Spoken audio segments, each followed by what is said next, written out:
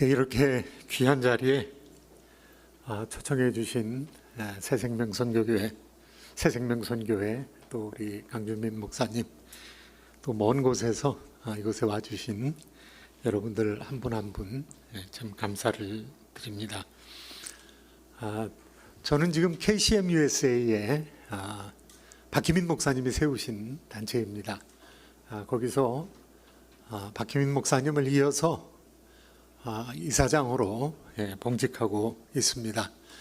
박희민 목사님 돌아가시기 한 15개월 전에 저를 만나셨습니다. 그래서 민 목사님 이제 은퇴하는데 내가 몸이 아파가지고 견딜 수가 없으니까 KCM USA를 좀 맡아달라고. 그래서 목사님 건강하게 열심히 하셔야 되니까 제가 부회장 하겠다고, 부이사장 하겠다고, 목사님 계속 이사장 하시라고 그랬는데 한 15개월 후에 소천하시게 되셔서 그 귀한 작업을 제가 맡아서 일하게 되었습니다.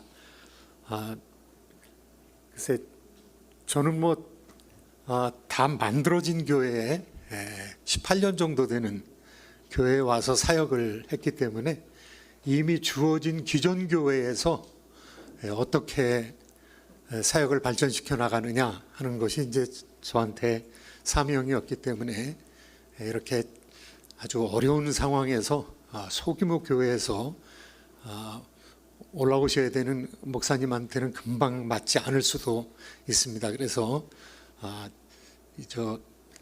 좀 감안을 하셔서 들어주시면 좋을 것 같습니다. KCM USA에서 몇 년에 한 번씩 교회 요람을 냈습니다. 교회 요람을 낼 때 직접 찾아가 가지고 혹은 이 홈페이지에 들어가서 전화를 걸어서 체크업을 해가지고 이 교회 요람을 내게 됐는데요.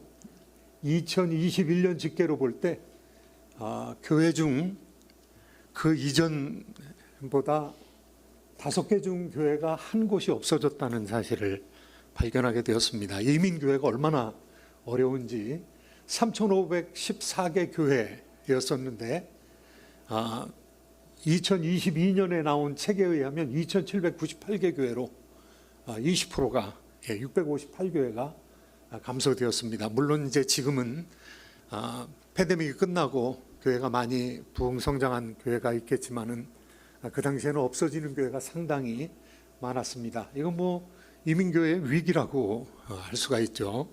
이제 이런 상황에서 작은 교회를 세워서 사역하시는 여러분들 한 사람 한 사람이 얼마나 한국교회 전체로 볼 때, 이민교회 전체로 볼 때 귀하신 분들인지, 그리고 교회 전체에 이 뿌리가 서리게 하는 그와 같은 역할을 하신다는 면에서 여러분들이 얼마나 중요한지 모릅니다.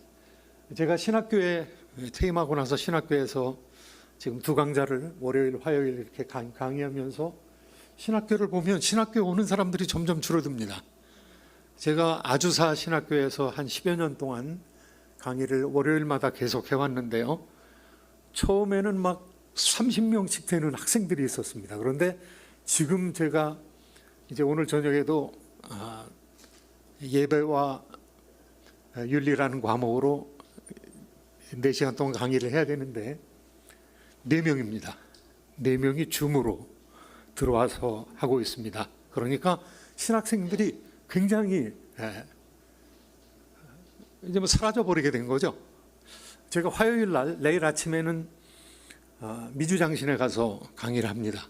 성경과 정치신학이라는 과목으로 이제 강의를 하게 되니까 사람들이 좀 호기심이 있으니까 제일 많이 오는 강의라고 그러더라고요. 그런데 20명 이하입니다.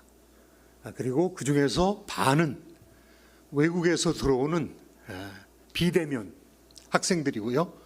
그 중에서 4명은 강의실에 와서 듣고 4명은 줌으로 들어와서 같이 듣고 있는 그런 학생들입니다. 그러니까 신학교가 지금 신학교 학생들이 없어지는 상황이니까 이 굉장한 위기죠.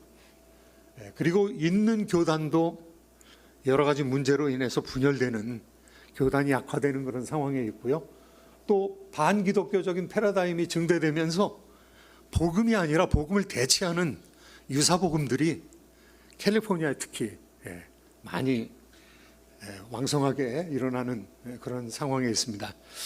그래서 우리 목회자들이 지금 부딪히고 있는 이민교회의 상황이 굉장히 준엄하고 어려운 상황입니다. 그런데 게다가 리더십까지 부재하게 되면은 교회를 지켜낼 수 없는 그런 상황에 지금 우리가 처해 있는 것이죠. 이것은 대인지뢰입니다. 그리고 둥그렇게 생긴 것은 대전차 지뢰입니다. 저는 군대 생활을 하면서 저의 동기인 장교가 죽는 것을 체험을 했습니다. 육사 36기, 저는 ROTC 18기인데요. 육사 36기는 저하고 똑같은 나이에 있는 사람들입니다.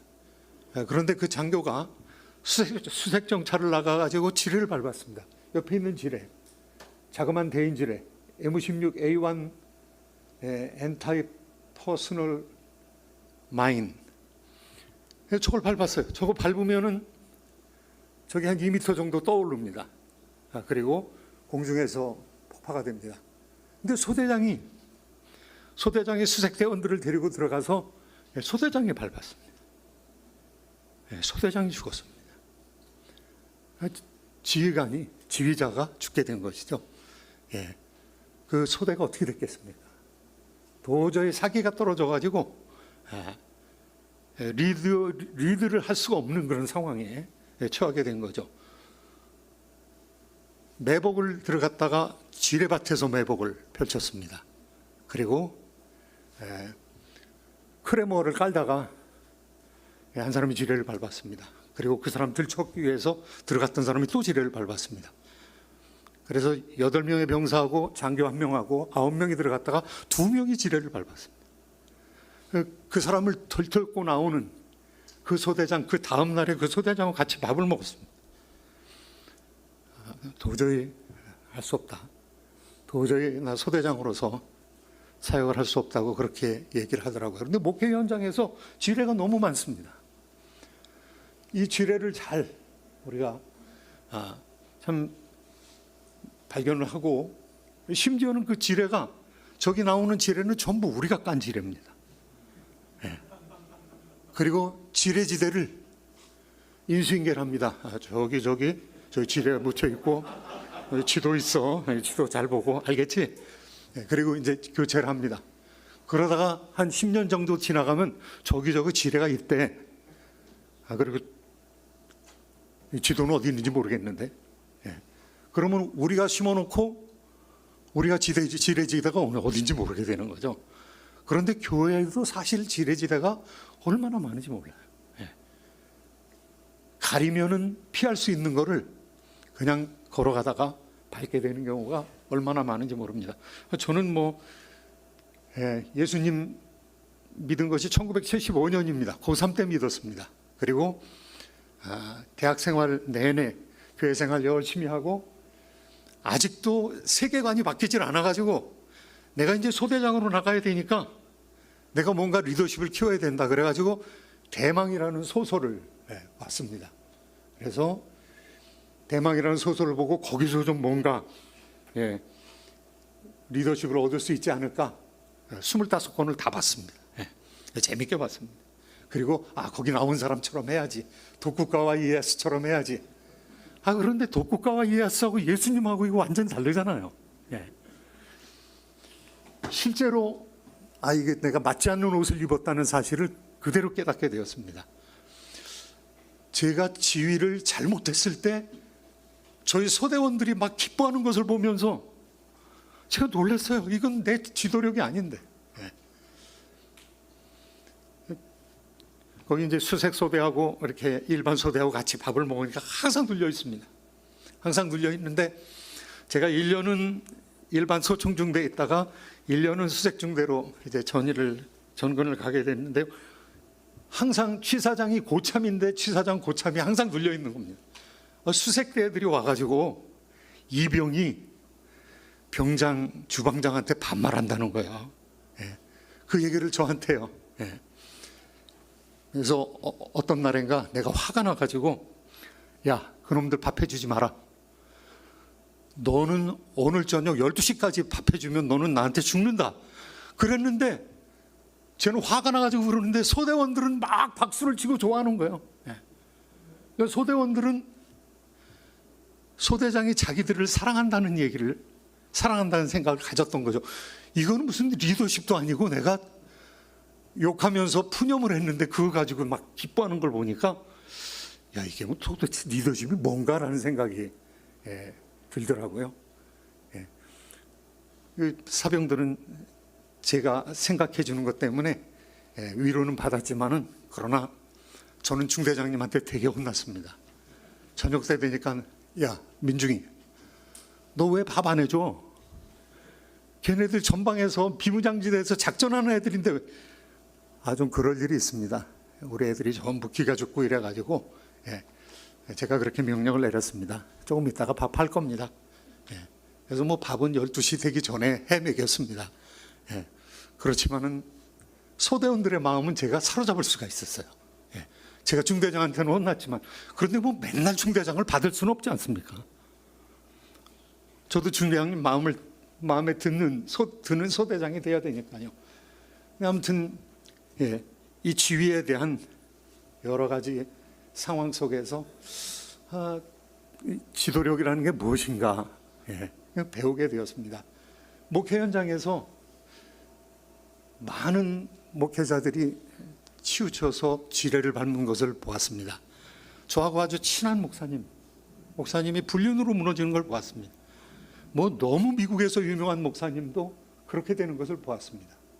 제가 존경하고 아버지같이 따랐던, 그리고 주례까지 부탁했던 그 목사님이 자기 아들한테 목회를 물려주고 96세에 돌아가기 직전에 눈물을 흘리면서, 내가 사역 가운데서 가장 잘못한 게 있는데 그것은 내 아들한테 담임 목사직을 물려준 것이다. 그것도 거수로 투표를 해가지고 물려준 것이 잘못이다 하고 펑펑 우는 모습을 보았습니다.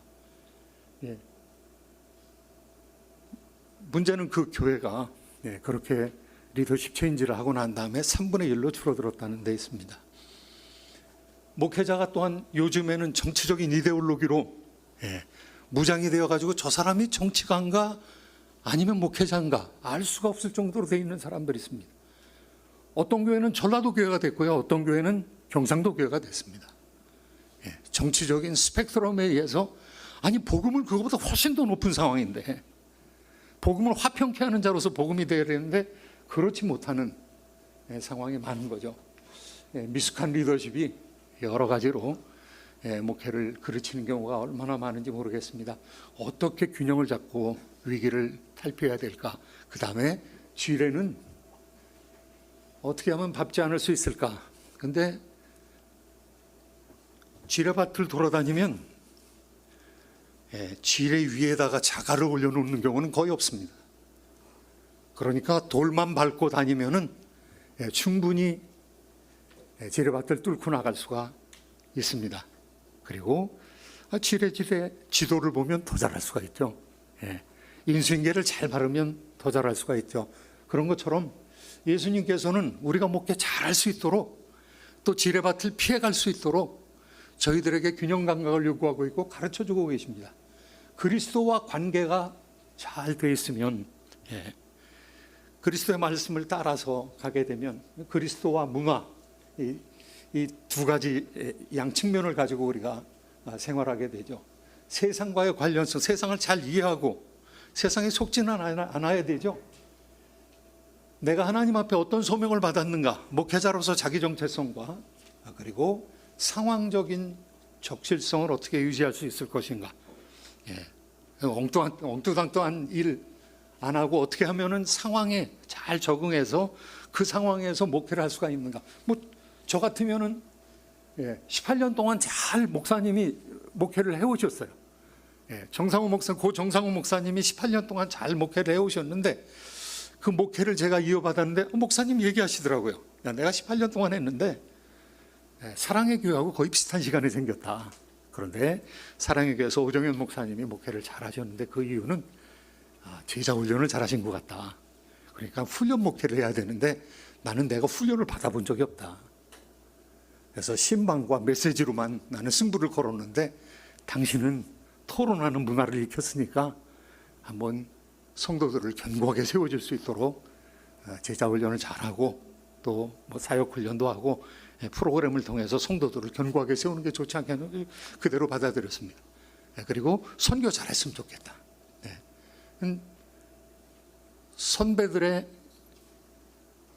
그 시행착오가 저한테 알려지면 그 시행착오를 잘 생각을 해서 많은 문제들을 피하고 목표를 정확하게 세워갈 수 있죠. 제 지도교수였던 분이십니다. 풀러신학교의 총장이었던 리차드 마우 교수. 근데 저하고 만나면은요, 저하고 만나면 꼭 쓸데없는 얘기를 하시는 거예요. 제가 생각하기에는 그 쓸데없는 얘기가 네 와이프는 잘 있냐, 지금 공부하는 것도 바빠 죽겠는데, 그래서 잘 있습니다. 교회 봉사 열심히 하고 있습니다. 또 애들 잘 기르고 있습니다. 그런데 가장 중요한 걸 가장 먼저 물어보는 거예요, 선생님이. 그리고 가정을 잘 유지를 하면서 목회 교회는 지금 잘 열심히 봉사하냐, 그거 중요한 거니까 거기서 봉사 열심히 하라, 그런 말씀 하시면서 저한테는 우선적으로 이제 가르쳐 주시는 것은 카이퍼의 실켄빌주의에 대해서, 카이퍼리언이니까 본인이요, 그러니까 논문을 쓸 수 있는 것에 대해서 중심적으로 가르쳤습니다. 그리고 때가 지나서 이제 당신이 박사학위 할 것 같으니까 포스트닥은 어떻게 했으면 좋겠냐, 그 다음에 박사 이후에는 네가 어떻게 사역했으면 좋겠냐, 그런 것들을 물어보시더라고요. 그러니까 지금 가정 문제, 그 다음에 신학적인 기조 어떻게 형성할 것인가, 그 다음에 그 이후에는 어떻게 할 것인가. 나중에는 한국 세계 철학회, 화란의 세계 개혁주의 철학회에 저를 가자고, 그래서 거기서 많은 사람들을 이렇게 소개시키고 만나게 해주셨습니다. 멘토링이 저한테 시행착오를 많이 줄일 수 있게 되었습니다. 강준민 목사님 강의를 제가 작년에도 못 들었거든요. 그러니까 빨리 마치고 강 목사님 말씀을 드려야 되는데요. 빨리 하도록 하겠습니다. 다산 적용의 목민심서를 제가 목회하면서 독서 모임을 했습니다. 그래서 기독교 사회사상이라는 독서 모임을 지금 한 거의 16년 정도 하고 지금도 모입니다. 그리고 한 달에 책 한 권씩을 택해서 좀 굵은 거는 이제 두 번에 걸쳐서, 뭐 짧은 거는 뭐 한 번에, 그 모임에서 목민심서 12권의 책을 다 읽었습니다. 다 읽으면서 저는 감동을 굉장히 많이 받았어요. 야, 이거 목회자에게 목회의 풀 픽처를 보여주는 거 제가 신학교에서는 잘 경험을 못했어요. 그런데 이 책을 보니까 지방 무슨 사또나 관찰사나 이런 사람으로 나가는 사람들이 어떻게 준비해가지고 어떻게 나가서 어떻게 해관을 하는가, 어떻게 사역을 끝내는가, 그걸 다 얘기하고 있더라고요. 그래서 저는 이거 기독교에 너무너무 필요한 거다. 이 사람이 예수 믿는 사람이었습니다. 마지막에 달레의 그 교회사라는 책에 보면은요, 마지막에 하나님 앞에서 고해성사했다고 그럽니다. 그러니까 예수님 믿고 예수님 믿다가 핍박을 당하고 죽을 뻔한 사람인데요. 이분이 강진에 내려가지고 17년에 걸쳐서 책을 썼습니다. 그런데 여러 가지 책을 썼지만 그 중에서 목민심서라는 책을 썼는데요. 12권의 책 중에서 4권이 부임하기 전에 어떻게 해야 될 것인가, 부임, 율기는 self regulation, 자기를 어떻게 제어할 것인가, 그 다음에 3번째는 봉공, 임금을 어떻게 섬길 것인가, 공적인 일을 어떻게 감당할 것인가, 그 다음에 4번째는 애민, 목회를 하기 위해서 준비해야 될 게 필요하다는 거죠. 그리고 목회 사역에 해당하는 2호 예병 형공, 여기서 이는 행정입니다. 호는 가가오 세금을 먹여가지고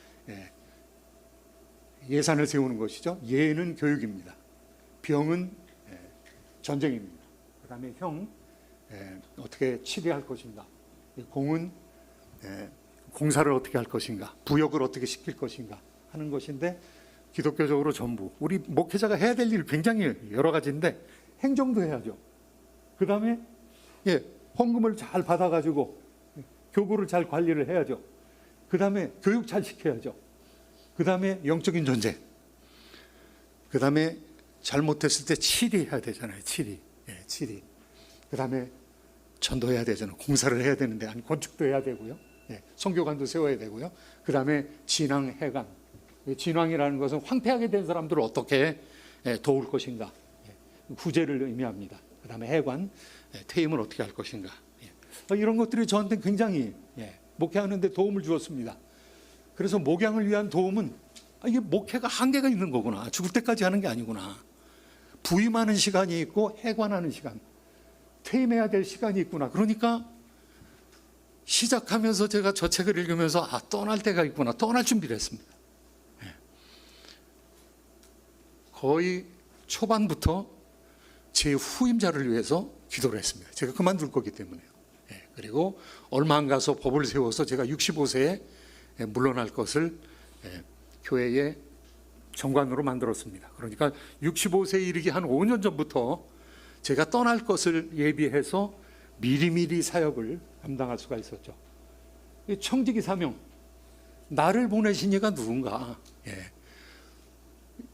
부임을 할 때는요, 부임을 할 때 임금과 그 전날 밤에 식사를 하고, 그 다음에 임금이 보든 안 보든 임금이 있는 곳을 향해서 절을 하고, 그 다음에 말을 타고 터벅터벅 걸어가기 시작했습니다. 지금 우리가 목회를 시작을 했는데 누구 때문에 목회를 하는 건가 하면은 예수님 때문에 목회하는 거거든요. 그리고 성도를 하나님께서 우리에게 주시기 때문에, 예수님께서 우리한테 주시기 때문에 그거 맡아서 사역을 해야 되는 거거든요. 그러니까 하나님 앞에서 내 사역이 균형을 잡아야 되겠는데 어떻게 하면 주님을 섬길 수 있을까 늘 묵상을 해야 되는 거죠. 목회 리더십을 이제 발휘를 해야 되는데 처음에 가면은 제가 할 수 있는 것들이 별로 없습니다.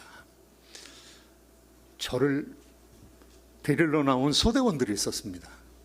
그런데 그 소대원들과 함께 해변이 어떤 도시에서 뭐 어딘지 잘 생각은 안 나는데 거기서 걸어가지고 더블백을 메고 뭐 2명이 나왔더라고요. 2명이 그걸 메고 고개를 넘어서 그 수색중대가 있는 마달리라는 곳까지 이제 한 1시간 반에 걸쳐서 가는데 이놈들이 엄청 빨리 가더라고요. 야, 좀 천천히 가라.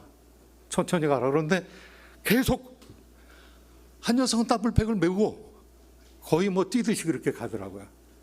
나중에 보니까 야, 너희들 왜 그렇게 빨리 갔냐 그랬더니 목사님, 아니 소대장님 그 군기 잡는 거예요. 그거 못 쫓아오면 안 돼요. 누가 시켰냐? 나중에 물어봤습니다. 고참이 시켰어요. 그러더라고요. 이건 제 지도력이 그냥 확보되는 게 아니라 거의 경쟁하면서 싸우면서 제 지도력을 확보를 해야 되더라고요. 그런데 교회에서는 얼마나 성도님들이 점잖습니까? 다 아까 얘기한 hospitality, 환대하는 마음으로 반겨주질 않습니까? 그런데 그거 2번, 3번 실수하면은 없습니다. 2번, 3번 실수하면은요, 이제 지도력이 감퇴가 되는 거죠. 그러니까 지도력을 계속 유지하기 위해서는요, 반복적인 실수 용납이 안 되는 거죠. 전임자와의 관계 얼마나 중요합니까?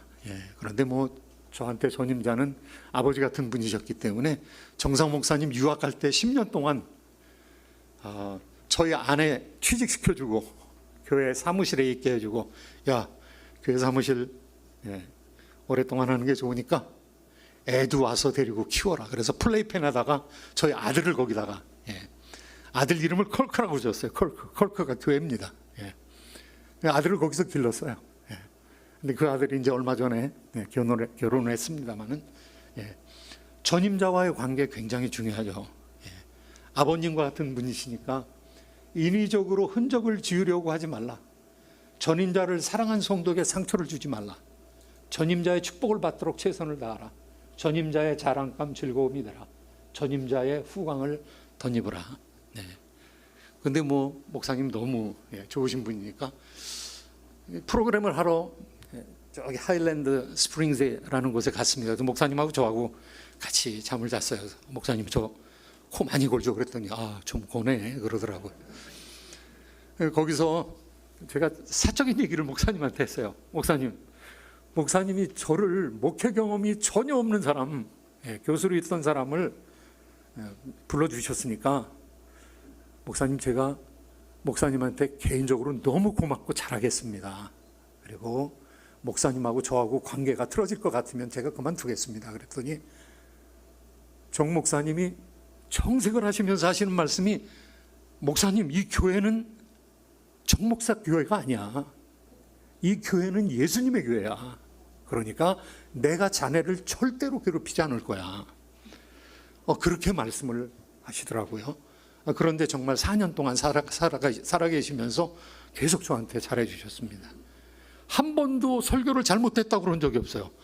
야, 민 목사는 설교에 은사가 있어.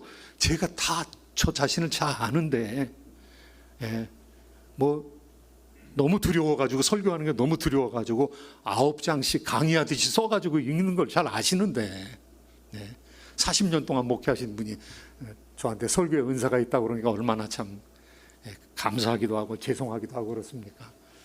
전임자와의 관계를 4년 동안에 하나님께서 좋은 관계로 유지할 수 있게끔 하셨습니다.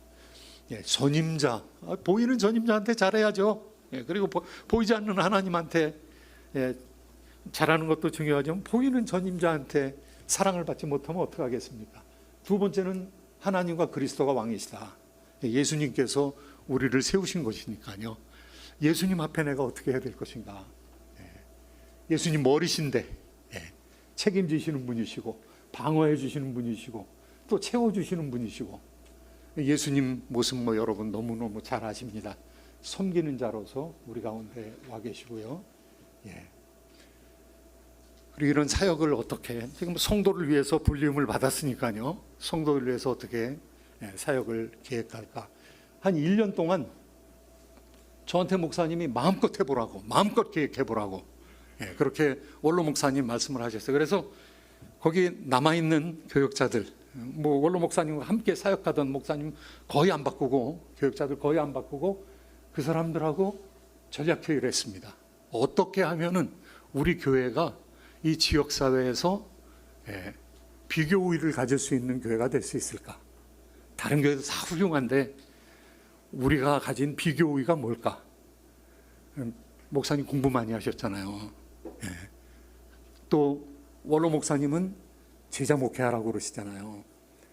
원로 목사님은 훈련 목회하라고 그러시잖아요. 그래서 장년 훈련하는 거 그리고 후대들을 키우는 거 그거에 집중하기로 전략이 모아졌습니다. 그래서 한참 얘기하는 중에 부목사님 한 분이 우리 교회 비전이 나왔네요 그러더라고요. 뭐냐고 그랬더니 불고기 맛이네요 그러더라고요. 이게 제가 만든 게 아닙니다. 함께 있던 교역자들이 불러서 고치며 기르며 맞서자.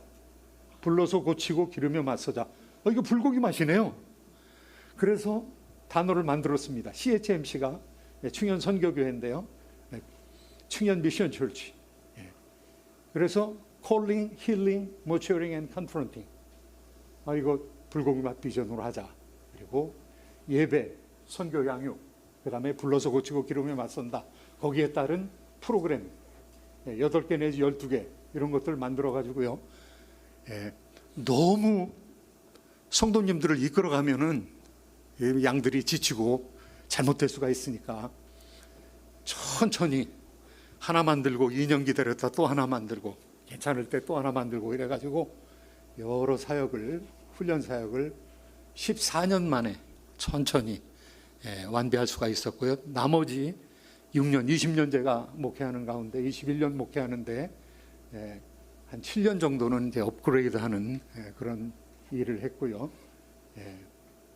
그 다음에 이제 시간이 금방 되더라고요. 이제는 15년 정도 되니까 이제는 떠나도 되는구나 라는 생각이 들었고 이제 후임자에게 물려줄 그런 준비를 하게 되었습니다. 하나님께서 목회 현장에서 여러 도전적인 일들이 있게 하셨습니다. 도전적인 일은 건축한 것, 굉장히 도전적인 일이었습니다. 뭐 제가 집도 안 가져봤는데 하나님께서 이 미주 사회로 저를 부르실 때 꿈을 꾸게 해주셨는데요. 꿈꾸는 것이 원로 목사님이 저한테 집을 사주시는 것 같더라고요. 어떤 큰 집 앞에서 이거 당신이 여기 있을 사택이야 그러더라고요. 그래서 목사님이 분명히 나한테 집을 사주시는구나. 그런데 죽을 때까지 돌아가실 때까지 죄송합니다. 집은 안 사주시더라고요. 그런데 집은 안 사주시는데 진짜 큰 집, 교회를 구입하게 해주시더라고요. 그래서 제가 목회 1년 차 때 목사님이 잘 준비를 하셔서 교회 해당 터전을 살 수 있게 해주셨습니다. 전임자의 노력 위에 제가 설 수 있었습니다. 전임자의 도움으로 섰습니다. 성도들의 점적인 합력으로 지을 수가 있었습니다. 전문가들을 앞장서였습니다. 교회 보니까 잘하시는 분들이 너무 많아요. 뭐 건축, 뭐 설계, 그 다음에 변호사도 계시고 뭐 여러 가지로 다 갖춰졌더라고요. 그래서 그분들을 앞장세워 가지고 했고, 그 다음에 건물에 영혼을 주는 거, 건물 내부를 한국식으로 만드는 거, 그건 제가 꿈에서 본 거니까, 여기 미국 오기 전에 소명 받으면서 꿈에서 본 거니까 이거는 앞으로 내장은 이것만 이렇게 해달라고, 다른 건 다 장로님들 집사님들한테 맡겼습니다. 그래서 건축, 하나님께서 보여주신 대로, 그리고 성도들의 돈이 거치는 대로, 또 성도님들의 요청이 이렇게 쇄도하는 대로 그저 흐름을 따라서 지을 수가 있었습니다. 또 하나님 은혜로 선교관을 집을 하나 사서 수냄홀이라고 여러 선교사님들이 묵어가는 그런 집을 만들 수가 있었습니다. 하나님의 은혜로 선교하게 되었습니다. 세일 선교회가 만들어져 있더라고요. 제가 오니까 만들어져 있더라고요. 그리고 교회 경상비하고 선교비를 이미 분리가 돼서 재정 집행을 하더라고요. 너무 좋더라고요. 왜냐하면 이 건축할 때 돈이 너무 많이 들어가거든요. 그러니까 경상비가 너무 모자르는 거예요. 이제 그런 상황에서 선교비를 빼가지고 썼으면 얼마나 좋을까, 그런 생각이 드는데, 선교사님을 뭐 매년 한 분 한 가정 이상씩 보내면서 뭐 지금도 한 20가정이 있는데요. 주된 전선을 교회 안에 두지 않는다. 교회에서 싸우면 큰일이잖아요. 그럼 교회 밖에 영적인 전쟁의 배틀 레이어리어, 전투지역 전단이 바깥에 있어야죠. 그래서 죽어라고 선교하고 교육했습니다. 그러다 보니까 그냥 20년이 다 지나가 버렸어요. 힘에 붙이도록 선교했습니다. 선교하고 교육에 투자하는 것이 전체 재정의 50% 정도가 되었습니다. 그리고 선교사로 하여금 긍지를 가지게 했고요. 또 선교사 구입, 선교관 구입과 운영을 할 수 있도록 그렇게 했습니다. 목회의 핵심적인 문제가 될 수 있는 난제들이 있습니다. 내가 어떻게 셀프 레귤레이션 하느냐, 율기, 자기 교육을 어떻게 하느냐, 참 커다란 과제죠. 두 번째는 성도에 대한 치리의 문제. 치리를 몇 번 했습니다. 심지어는 제가 2차례나 시무장로들을 치리를 했습니다. 안 했으면 너무 좋았을 것 같은데요. 그런데 장로님들이 자기들이 투표해가지고 자기 동료를 걷어내는 그런 상황에 이를 때 저는 얼마나 괴로웠겠습니까? 치리 안 하는 게 좋습니다. 치리 안 하는 게 좋은데 어쩔 수 없을 때는 또 피치 못할 때는 해야 되는 그런 경우가 있습니다. 목회자의 도덕성에 관련된 문제들 늘 여러분 다 아시는 거고요. 신체 건강 유지하기 위해서 저는 지금도 계속 하이킹을 합니다. 그래서 2-3번씩 2시간, 3시간 이렇게 하이킹을 하는데요. 제가 이게 다 비계 같지만 사실은 다 힘살입니다. 건강한 부부관계 유지. 시간이 다 돼가지고 조금 있는데 여기서 물러나도록 하겠습니다. 감사합니다.